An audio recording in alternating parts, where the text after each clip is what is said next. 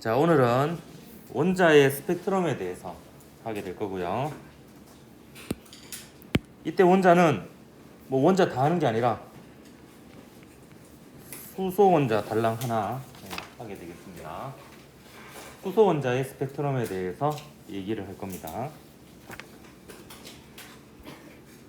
학습 목표는 원자 내의 전자는 불연속적 에너지 준위를 가지고 있음을 스펙트럼 관찰을 통하여 설명할 수 있다 라고 되어 있는데, 스펙트럼 관찰은 다음에 시간을 좀 내서 과학실에서 한번 하도록 하겠습니다. 오늘은 그냥 이론적으로 보도록 할게요. 비상교과서 92에서 97쪽에 해당하는 내용이고요. 스펙트럼은 이거예요. 뭐 이런 거 본 적 있죠? 다행히도 여러분 그 화학 시간에 배웠다고 들었는데,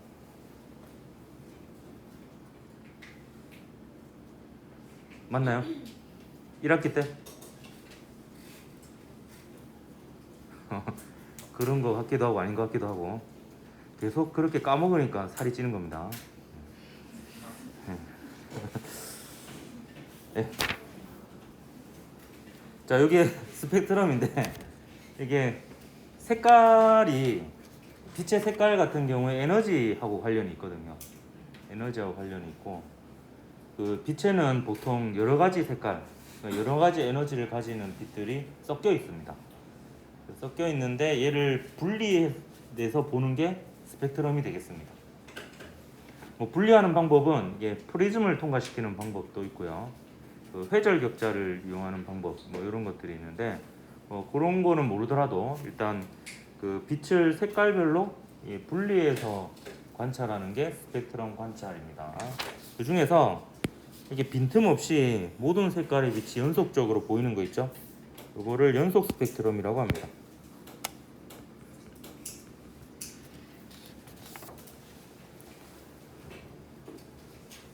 이 연속 스펙트럼은 어떨 때 관찰이 되냐 하면, 백색광을 관찰하면 연속 스펙트럼을 관찰할 수 있습니다. 이 백색광의 얘는 뭐 두 가지 정도밖에 없어요. 주로 등장하는 게 태양, 해가 있겠고요. 그 다음에 백열등, 요게 백색광이라고 볼 수 있습니다. 그러니까 태양에서 오는 빛이나 백열등에서 나오는 빛은 모든 색깔의 빛이 다 있습니다. 이 빛을 프리즘을 통과시키면요, 이 프리즘을 통과시키면 이 백색광 안에는 모든 색깔의 빛이 다 들어있는데요, 이 색깔별로, 색깔은 진동수가 결정합니다. 진동수별로 그 굴절률이라는 게 달라요. 다음 그 3단원에서 배울 텐데, 그래서 색깔별로 꺾이는 정도가 다 다릅니다. 그래서 좀 빨간색이 조금밖에 안 꺾이고요. 그다음에 빨주노초 파란보순으로 노란색은 그보다는 좀 더 꺾이고, 초록색은 노란색보다 더 많이 꺾이고요. 파란색은 더 많이 꺾입니다. 색깔이 다 있습니까?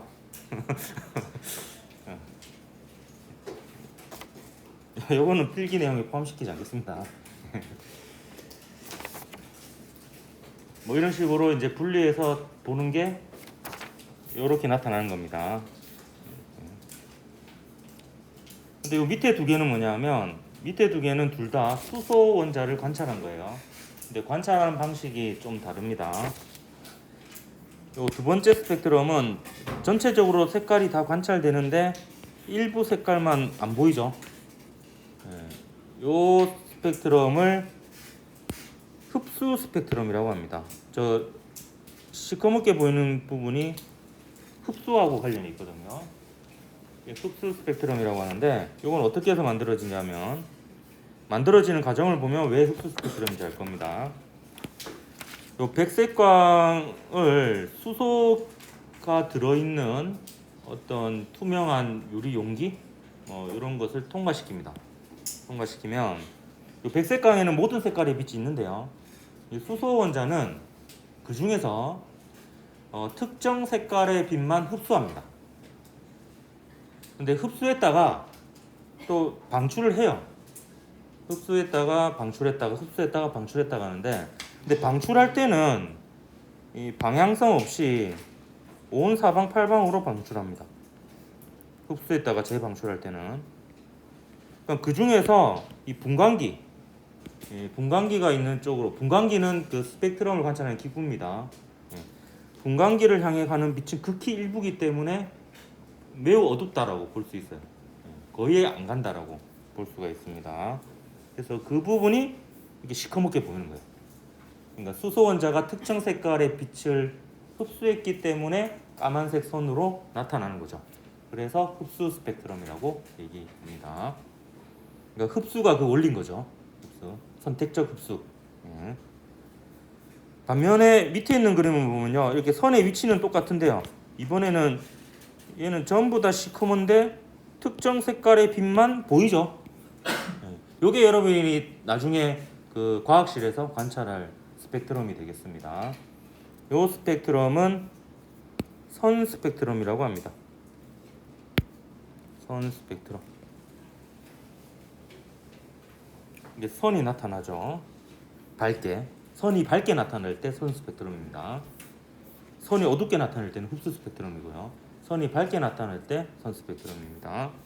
이 선 스펙트럼은 어떻게 하느냐?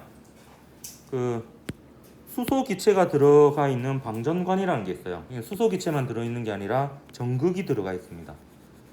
그리고 이 사이에 높은 전압을 가지는 전원 장치를 연결해서 전압을 걸어줘요. 요거는 지금 이게 뚫려 있는 게 아니고 막혀 있습니다. 수소 기체만 들어 있어요. 그럼 여기에 이제 전기 에너지가 공급이 돼요. 여러분이 살짝 오늘 배울 내용을 실제로 배웠다고 하니까 좀 섞어서 설명하면, 이 수소 원자의 전자가 전기 에너지를 흡수해서 들뜬 상태가 됩니다. 높은 에너지 준위로 올라갔다가 다시 낮은 에너지 준위로 내려올 때는 빛의 형태로 에너지를 방출해요. 자연은 에너지가 낮은 상태를 좋아하거든요. 대체로 들뜬 상태가 되더라도 다시 내려가려고 합니다. 그래서 여러분도 계속 내려가려고 그러죠. 엎드리고 나중에 눕고 막 이러잖아요. 자연적인 상태다. 그래서 그 색깔의 빛만 보이는 거예요. 특정 색깔의 빛만 방출을 해서 에너지를 흡수했다가 재방출할 때 특정 색깔의 빛만 방출을 해서 그 빛만 밝게 보여서 나타나는 게 요 선 스펙트럼이다. 이렇게 볼 수 있습니다. 그래서 요 흡수 스펙트럼과 선 스펙트럼을 묶어가지고 불연속 스펙트럼이라고도 합니다. 연속적이지 않죠. 선들이. 불연속 스펙트럼, 그렇게 얘기하기도 합니다. 이제 좀 더 헷갈리게 해볼까요? 흡수 스펙트럼은요, 또 어떤 경우에는 흡수 선 스펙트럼이라고 할 때도 있고요. 그 선 스펙트럼 같은 경우에는 어떨 때는 방출선 스펙트럼 이렇게 얘기할 때도 있습니다. 막 헷갈리죠, 용어가. 헷갈리는데 저는 이렇게 기억해요. 여기 시커먼 게 이제 이유를 계속 생각을 해보는 거예요. 그러면 시커먼면은 이게 그러면 안 되는데, 이거 이유는 방출 때문에 그런 거죠. 이거 시커먼 게 주인공인데 이거 흡수 때문에 나타난 거고요. 이거는 선이 밝은 거. 그러니까 선이 밝을 때 선 스펙트럼이다, 이렇게 기억을 하면 되겠습니다. 선이 밝을 때 선 스펙트럼이다. 그러면 나머지 시커먼 거는 선 스펙트럼이 아니죠. 그럼 이게 시커멓게 나타난 이유가 흡수 때문에 나타난 거니까 흡수 스펙트럼, 이렇게 기억을 하면 되겠습니다. 근데 그 용어를 뭐 물어보고 이러진 않을 거니까 그거는 걱정하지 않아도 되고, 이게 어떨 때 이게 나타나는지는 알아야 됩니다. 내용은 이해하고 있어야 된다라는 겁니다. 자, 그러면 이게 수소 원자의 이 불연속 스펙트럼이 러더포드 원자 모형으로는 설명이 안 되는 부분이어서 이걸 설명하기에 나온 게 보의 원자 모형이에요. 러더포드 원자 모형에 따르면 원자핵 주위에 도는 그 전자가 돌게 되는데, 그 전자의 궤도에 대한 그 어떤 제약도 없기 때문에 원자에서 어떤 에너지의 빛이 다 나올 수도 있습니다. 그러니까 어떤 색깔, 어떤 진동수의 빛도 다 나올 수 있어야 되는데, 특정 원자에는 특정 색깔의 빛만 나오는 게 이해가 안 됐던 거죠. 근데 이걸 정확하게 설명했던 사람이 보호입니다. 그래서 보호의 원자 모양을 보아요.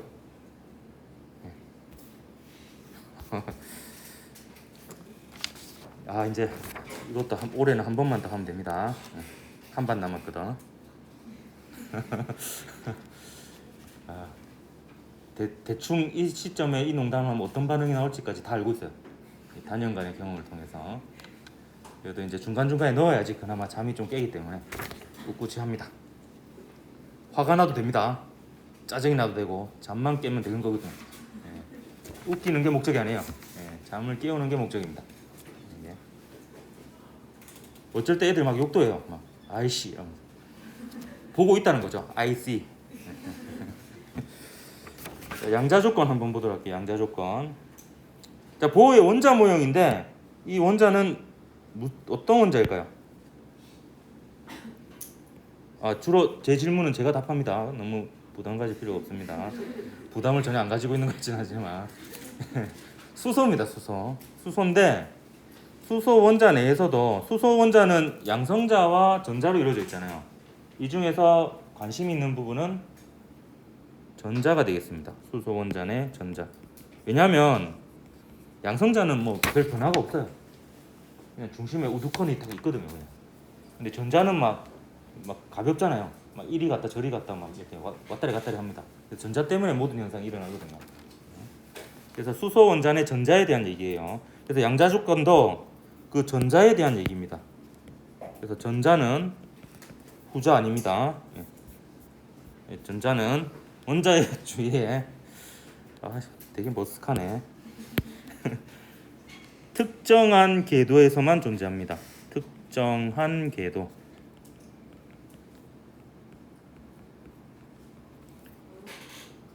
전자는 원자핵 주위의 특정한 궤도에서만 존재해요. 러더포드 원자 모형에는 이런 제약 사항이 없었지만 보호는 이런 게 있습니다. 조건이 있습니다. 양자 조건. 그래서 특정한 궤도의 특성들을 여러분이 좀 알아둬야 되겠는데요. 특정한 궤도는 양자수 n으로 표현됩니다. 양자란 말이 은연중에 계속 등장하고 있죠. 양자는 뭐냐 하면 물리량들 중에서 어떤 상황에서 불연속적인 특정 값들만 가질 수 있는 경우가 있어요. 그런 경우에 그 물리량을 양자라고 얘기한다라고 보면 돼요. 혹은 양자화되어 있다 이렇게 표현을 하면 됩니다. 그래서 특정한 궤도니까 이게 그 궤도들 자체는 다 불연속적일 거 아니에요. 예. 불연속적인 특정한 궤도는 양자수 n으로 표현되는데 양자수 n은 자연수입니다. 1, 2, 3, 4, 5, 6, 7, 8, 9. 이게 불연속적인 숫자죠. 그 n이 1인 궤도가 원자핵과 가장 가까운 궤도예요. n이 2인 궤도가 두 번째로 가까운 궤도. 그러니까 n이 커질수록 점점 멀어지는 궤도다 이렇게 보면 되겠습니다. 이 궤도에서는 에너지가 방출되지 않고 안정적이라고 이렇게 억지를 부립니다. 보호가. 맥스웰의 이론에 의하면 이게 말이 안 되는 거거든요. 원운동하면 가속운동이니까 전자기파 방출해야 되는데 근데 이 궤도에서만큼은 안정적이다. 예외다. 이렇게 보는 거죠. 그리고 에너지는요. 이때 에너지는 전자가 가지는 에너지입니다. 역학적 에너지예요. 운동 에너지 더하기 포텐셜 에너지. 이 전자가 가진 에너지는 양자수 n에 따라 특정 값만 가져요. 그러니까 에너지도 양자화되어 있는 거예요. 불연속적인 특정 값들만 가지니까. 그래서 이걸 에너지의 양자화라고 합니다.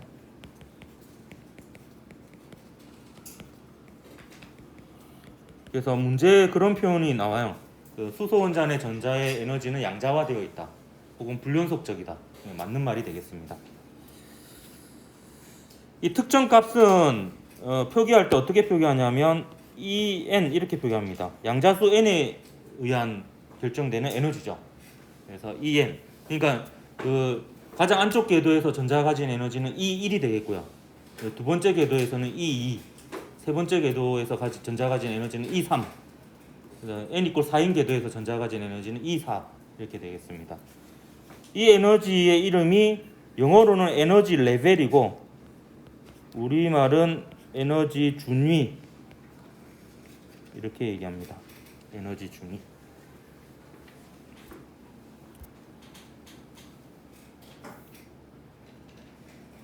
이 준위 준이 좋아요. 그 군대 계급 중에서 요 다이아몬드, 금색 다이아몬드가 준이거든요. 다 계획된 거니까 마저 얘기하겠습니다. 요 준이가 왜 좋냐면 직업 군인들의 가장 큰 스트레스가 진급이거든요. 근데 준이는 진급이 없습니다. 왜 진급이 없냐면 그 특정 분야의 전문가 직종이에요.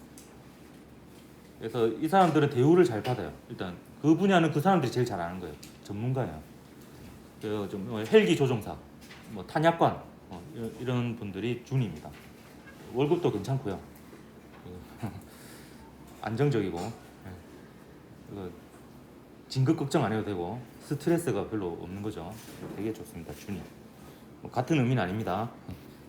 에너지 준이. 농담 하나 더 있었는데 뭐 있더라? 빠뜨리면 안 되거든요.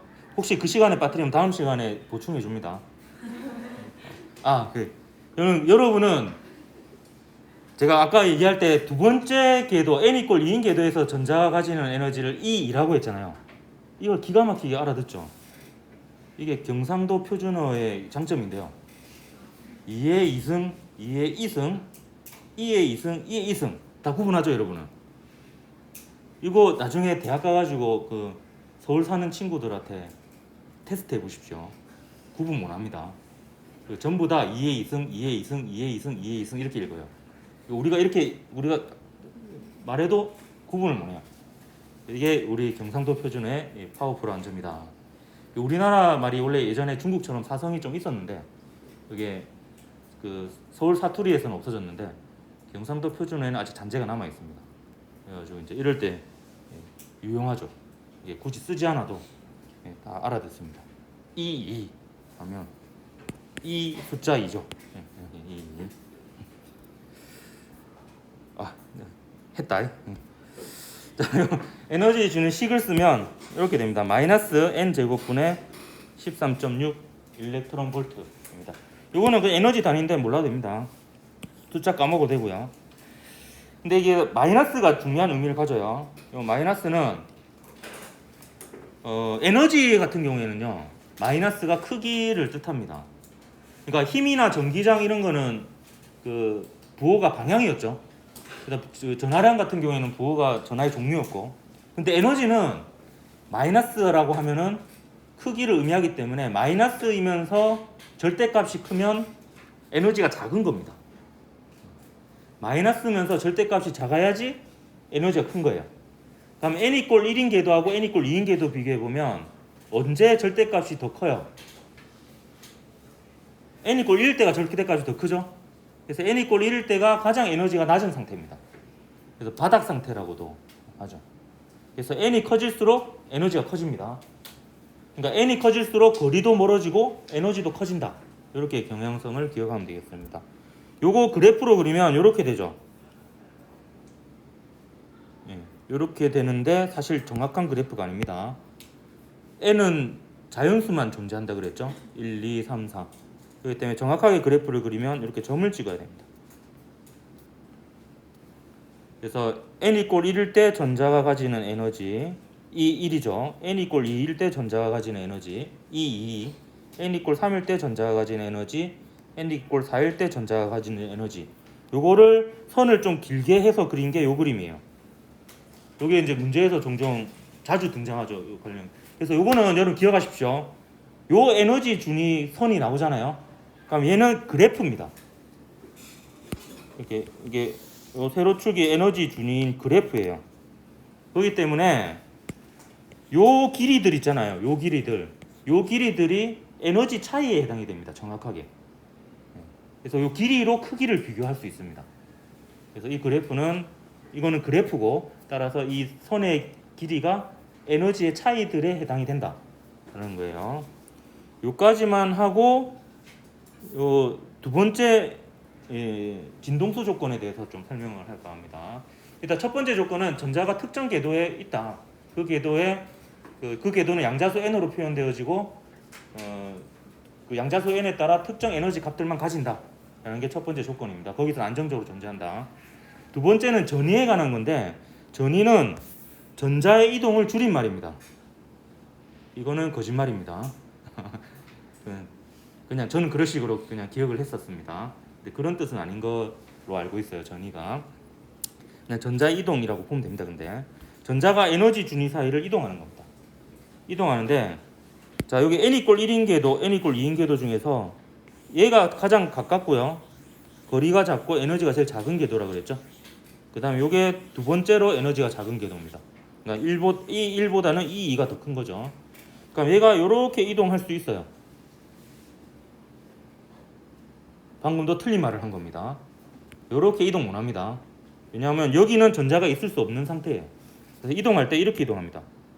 슉, 슉, 슉, 슉, 슉 이런 식으로 이동합니다.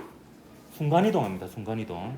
이걸 양자도약이라고 합니다. 왜냐하면 여기는 있을 수가 없으니까 지나갈 수가 없어요. 그래서 여기서 싹싹 이렇게 이동합니다. 그러니까 어떨 때 이동할 수 있느냐? 에너지가 작고 에너지가 크죠? 에너지가 작은 쪽에서 큰 쪽으로 이동하려면 에너지를 흡수해야 됩니다. 흡수할 때는 빛 에너지로 흡수할 수도 있고 전기 에너지로 흡수할 수도 있고 열 에너지로 흡수할 수도 있습니다. 근데 일단 빛으로 얘기를 할게요. 빛을 흡수해서 올라갈 수 있는데 이 빛을 광자로 봐야 되겠습니다. 그래야 이해하기가 쉽습니다. 이게 좀 어려운 게 이 광자는 또 나중에 나오거든요. 개념이. 근데 빛을 입자로 봤을 때 그 입자 이름이 광자예요. 그래서 전이할 때는 광자 한 개를 흡수하거나 방출하면서 전이합니다. 이때는 에너지를 얻어야 되니까 광자를 흡수해서 광자 한 개를 흡수해서 n = 1인 궤도에서 n = 2인 궤도로 순간이동, 전이를 하게 됩니다. 양자 도약을 하는 거죠. 반면에 n = 2인 궤도에서 n = 1인 궤도로 샥 이렇게 이동하겠죠. 이렇게 이동할 때는 무조건 빛 에너지 형태로만 방출을 합니다. 에너지를. 그래서 전자 한 개가 n = 2에서 n = 1로 전이하면 광자 한 개를 방출합니다. 이때 흡수하거나 방출하는 빛의 에너지에 관한 식, 그 에너지와 진동수에 관한 식이 진동수 조건이다. 이렇게 볼 수 있습니다. 여기 밑에 이렇게 적어놨죠. 흡수 혹은 방출하는 빛, 정확하게는 광자 한 개의 에너지 크기에 대한 식인데요. 이건 어쩔 수 없이 외워야 돼요. 공식이니까. 이때 광자 한 개의 에너지는 플랑크 상수 곱하기 진동수입니다.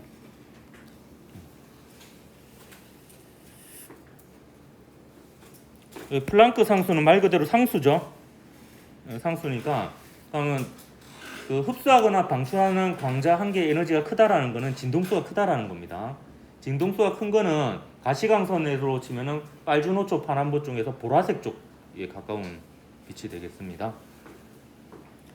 이렇게 기억하면 돼요. 보라색 쪽이 진동수가 커서 에너지가 크니까 차단 크림을 바릅니다. 자외선 차단 크림을 바르죠. 보라색보다도 더 에너지가 조금 더 큰 빛이거든요. 적외선 차단 크림 안 바르죠. 자외선 차단 크림 바르죠. 세니까 차단한다. 이렇게 기억을 하면 되겠습니다. 그리고 그 빛의 속력은 파장과 진동수의 곱이거든요. 빛의 속력은 파장과 진동수의 곱이에요. 그러면 요 진동수 대신에 파장분의 C를 집어넣으면 얘는 HC 나누기 람다가 됩니다. 파장. 이때 H도 상수, C도 상수죠. 진공에서 빛의 속력은 그 특수상대성 이론에서 배우죠. 상수죠. 그래서 흡수하거나 방출하는 빛의 에너지, 광자의 에너지가 크다라는 거는 진동수가 크다라는 거고 파장으로 치면은 짧다라는 게 됩니다. 근데 이거는 어떻게 결정되어지느냐? 에너지 준위 사이를 왔다 갔다 하는 거니까 그 왔다 갔다 하는 두 에너지 준위의 차이가 흡수하거나 방출하는 광자 한 개의 에너지가 되겠습니다. 이때 M하고 N은 전부 다 그냥 양자수고요. 이때 요령은 N이 커질수록 에너지 준위가 큰 거니까 그 N이 큰 쪽에서 N이 작은 쪽으로 빼주면 됩니다. 그러면 양수가 나오게 되어 있습니다. 이게 진동수 조건이에요. 그러니까 이 식을 이용하면은 그 수소 원자에서 그 어떤 색깔의 빛들이 나오는지 그 조합을 다 알 수 있습니다. 그렇게 해서 계산한 결과와 실제 수소 원자의 스펙트럼을 관찰한 결과가 정확히 일치하는 바람에 이 보호의 이론이 정말 이상한데도 불구하고 쉽게 받아들여집니다. 이상하잖아요. 그 맥스웰의 전자기학 이론 무시하고 심지어 전자는 순간이동한다 그러고 이러는데 이게 받아들여지게 됩니다. 실험 결과가 너무나도 잘 일치하니까. 다시 여기로 돌아와서 또 얘기를 좀 하도록 할게요. 자, 이게 수소 원자의 에너지입니다. 이제쯤 되면 까먹고 있겠죠. 지금 우리는 수소 원자만 하고 있습니다. 수소 원자 내 전자가 할 수 있는 에너지 준위들이에요. 근데 이 중에서 보면 이 간격이 점점 좁아지죠. 이렇게 간격이 좁아지는데 n = 1보다 더 큰 그 궤도에서 n = 1로 떨어지는 요 녀석들은 이제 높은 에너지 준위에서 낮은 에너지 준위로 떨어지니까 빛을 방출하겠죠. 이때 방출하는 빛은 자외선이에요. 이거 외워야 됩니다. 작년 수능에서 처음 물어봤습니다. 뭐 물어봤냐면 n = 2인 궤도로 떨어지는 게 가시광선이냐 이거 물어봤어요. 다른 자료 안 주고 외워야 되는 거죠. 이런 경우에. 그러니까 n = 2보다 더 큰 3, 4, 5, 6, 7, 8, 9, 10 이런 데서 n = 2로 떨어지면서 방출하는 빛이 가시광선이에요. 우리 눈에 보이는 거죠. 근데 n = 3보다 더 큰 그 에너지 준위 궤도에서 n = 3으로 떨어지는 것을 떨어지면서 방출하는 빛이 적외선입니다. 그래서 n = 2가 가시광선이라고 외우고요. 그러니까 그거보다 n = 1로 떨어지는 게 화살표 길이가 더 길죠. 그래서 이 녀석이 이제 더 큰 에너지를 방출하거든요. 그게 자외선, 보라색보다 더 세죠. 그리고 이게 이제 더 짧으니까 에너지가 더 작죠. 그러면 이제 빨간색보다도 에너지가 더 작은 적외선이다. 이렇게 보면 되겠습니다. 그리고 이 녀석을 라이먼 계열, 이 녀석을 발머 계열, 이 녀석을 파센 계열 뭐 이렇게 얘기하기도 합니다. 외우는 방법을 알려주도록 할게요. 이게 제가 제일 싫어하는 시간인데요. 좀 억지스럽거든요. 고등학교 때 이게 제가 진짜 잘 안 외워져가지고 외웠던 방법이에요. 제가 고등학교 시절에 영화 중에서 라이언 일병 구하기라는 게 있었습니다. 라이언 일병 구하기. 간혹 본 사람이 있더라고요. 라이먼 일병. 라이먼 계열은 최종 목적지가 1인 겁니다. 계속 하겠습니다. 꿋꿋하게. 라이언 일병이 이발소에 갔어요. 이발소에 이발소에 갔더니 그 만삭인 산모가 있었어요. 근데 산모가 막 애를 낳으려고 그래. 그래서 그 애를 놓아주는 걸 도와주는 사람이 왔어요. 그 사람이 뭐예요? 산파죠, 산파. 빠르게 넘어가겠습니다. 근데 사실 이거 외울 필요는 없는 것 같고요. 근데 요거는 좀 알아둬야 됩니다. 자, 지금 방금 얘기했으니까 한번 물어볼게요. 자, 지금 요 녀석들은 기역, 니은, 디귿 모두 최종 목적지가 n = 2죠. 이발. 얘는 자외선, 가시광선, 적외선 중에 가시광선입니다. 요 화살표의 길이가 요 그래프라 그랬죠. 화살표의 길이가 결국에 방출하는 광자 한 개의 에너지고요. 또는 HF이기도 하고 HC 나누기 람다이기도 하죠. 그럼 화살표의 길이가 긴 게 방출하는 광자 한 개 에너지가 크고 진동수가 크고 파장이 짧은 거다. 이렇게 볼 수 있습니다. 그럼 요 기역, 니은, 디귿에 해당하는 그 스펙트럼이 요거예요. 자, 그러면 A, B, C하고 기역, 니은, 디귿 조합을 찾아보겠습니다. 요게 파장이에요. 오른쪽으로 갈수록 파장이 길죠. 자, 그러면 A가 파장이 가장 짧아요. 그럼 파장이 가장 짧으면 진동수가 가장 큰 거죠. 에너지가 제일 큰 겁니다. 기역, 니은, 디귿 중에서 누가 에너지가 제일 큽니까? 디귿이죠. 그래서 디귿, 니은, 기역 다 나가 순서입니다. 디귿, 니은, 기역. 자, 이제 좀 더 어려운 얘기를 할까 합니다. 지금 이제 얘기하는 수준까지 이해하면 여기서 나오는 가장 어려운 수준이라고 보면 돼요. 여기는 친절하게 자료로 요 파장의 눈금까지 다 줬어요. 근데 이걸 지우고 문제를 만들 수도 있어요. 그러니까 어느 쪽이 파장이 긴지 안 가르쳐 주는 거죠. 이게 파장이긴 한데 어느 쪽이 파장이 긴지 안 알려줄 수도 있습니다. 그래도 디귿, 니은, 기역인 걸 찾을 수 있습니다. 왜 그러냐 하면 자, 기역하고 니은의 화살표 길이 차이는 요만큼이죠. 근데 니은하고 디귿의 화살표 길이 차이는 요만큼입니다. 더 작죠, 차이가. 그러니까 에너지 차이가 더 작으니까 진동수 차이가 더 작고요. 진동수 차이가 더 작으면 그 프리즘을 통과할 때 꺾이는 정도의 차이도 작습니다. 그러니까 에너지가 큰 쪽이 인접한 두 빛 사이의 진동수 차이가 작고 꺾이는 정도 차이가 작아서 스펙트럼 선 사이의 간격도 좁다라고 볼 수 있어요. 그래서 간격이 좁은 쪽이 에너지가 큰 쪽이고 진동수가 큰 쪽이고 파장으로 치면은 짧은 쪽이다 이렇게 볼 수가 있는 거죠. 그래서 여기가 좁으니까 이쪽이 파장이 짧은 쪽이야. 이쪽이 파장이 긴 쪽이고. 그렇게 해서 이제 이렇게 해가지고 유추할 수 있을 정도면은 이 부분은 거의 다 이해를 했다 이렇게 볼 수가 있겠습니다. 됐습니까? 이제 문제 풀어보도록 할게요. 자, 2021년 11월 수능 5번 문제입니다. 그림은 보호의 수소 혼자 모형에서 양자수 n에 따른 에너지 준위의 일부와 전자의 전위 AB를 나타낸 것이다. AB에서 방출되는 빛의 진동수는 각각 FA, FB이다. 옳은 것을 골라라. 자, 요거는 그래프입니다. 화살표의 길이가 곧 흡수 혹은 방출하는 광자 한 개의 에너지고요. 또 진동수에다가 플랑크 상수만 곱하면 딱 화살표 길이가 되는 거예요. 자, 기억.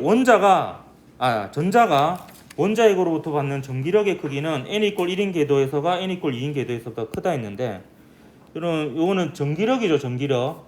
그러니까 K의 R 제곱분의 Q1, Q2인데 원자핵은 양성자고 이게 전자하고 양성자 사이가 되는 거니까 둘 다 전하량이 기본 전하량이죠. 그래서 E 곱하기 E 해서 E의 제곱이 됩니다. 여기서 K랑 E 제곱은 전자가 움직이더라도 궤도를 달리하더라도 변화가 없죠. 그러니까 오로지 거리하고만 관계 있어요. 가까울수록 전기력이 큰 거예요. n이 커질수록 멀어진다 했죠.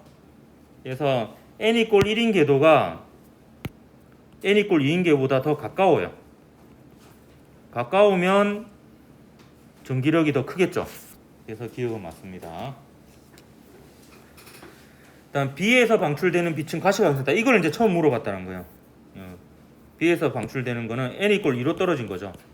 그러면 가시광선. 이거는 외울 수밖에 없는 부분이었습니다. 그러면 요거는 무슨 선이겠어? 최종 목적지를 봐야 됩니다. 1로 떨어지는 건 뭐예요?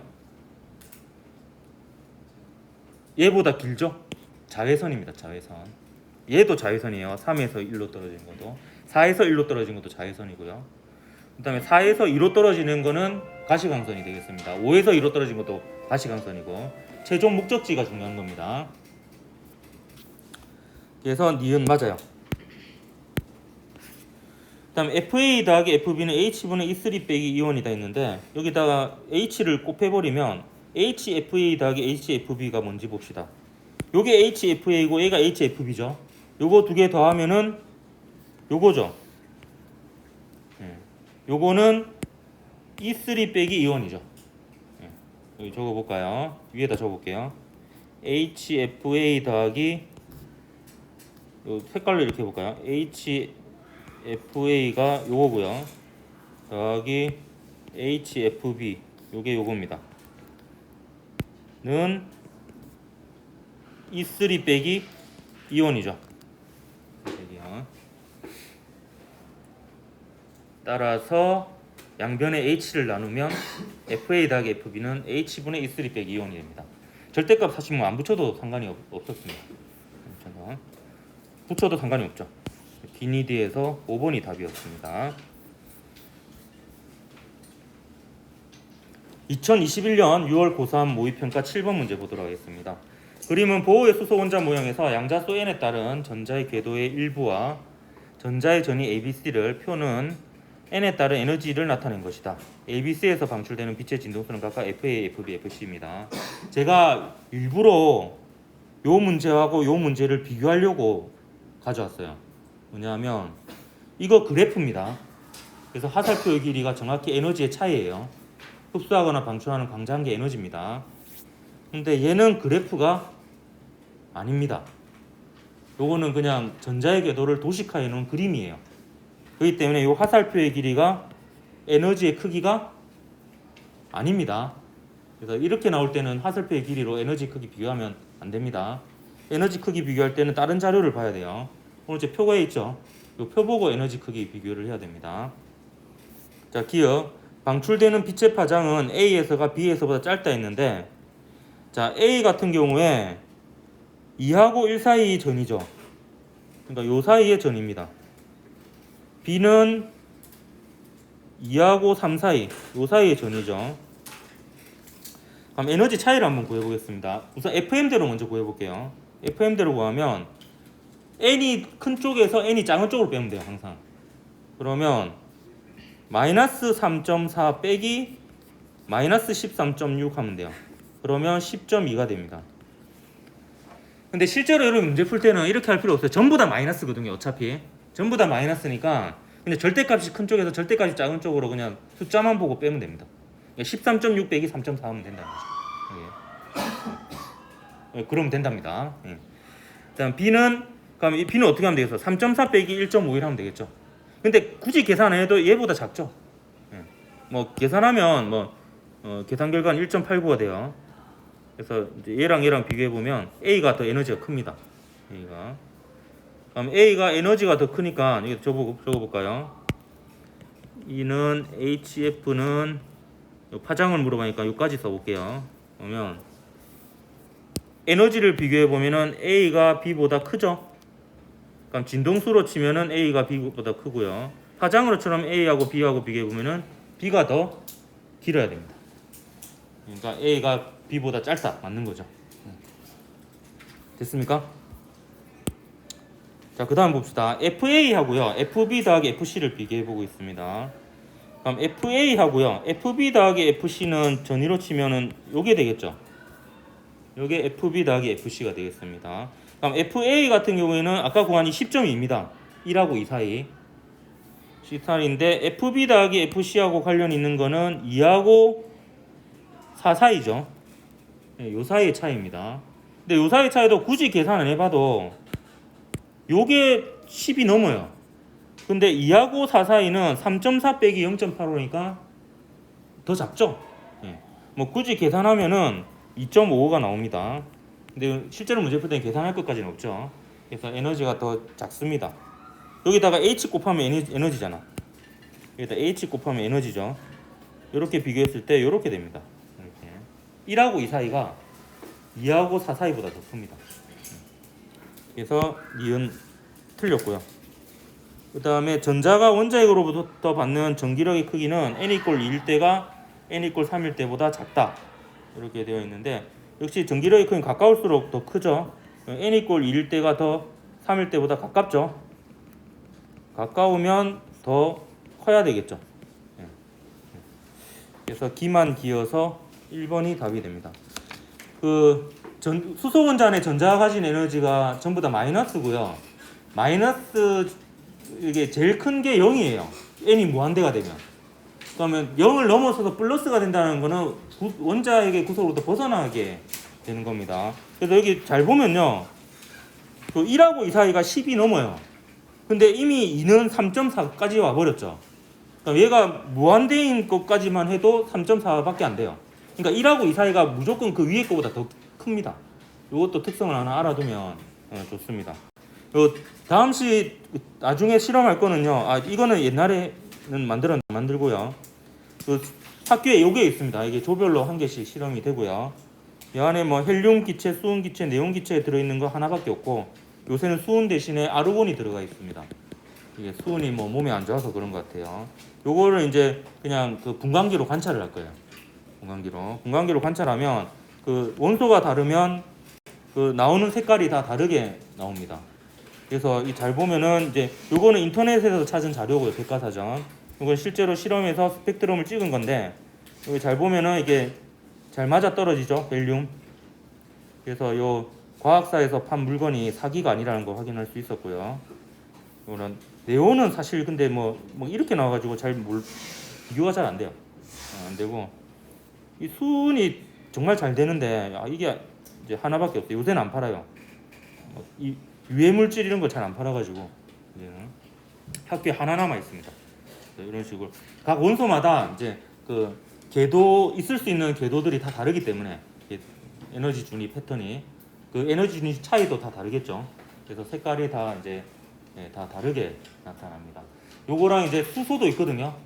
수소는 이제 따로 이제 방전관 연결해가지고 볼 수 있는데 한번 그 수소는 하나밖에 없으니까 그 돌아가면서 이렇게 앞에서 관찰을 해보면 되겠습니다. 그래서 교과서나 프린트에 있는 패턴대로 진짜 보이는지 확인을 해보는 시간을 나중에 가져볼 겁니다. 수고했어요. 오늘은 좀 꽉 차게 수업을 했습니다. 여기까지 하고 다음 시간에 에너지 띠에 대해서 오늘 수소 원자 있는데요.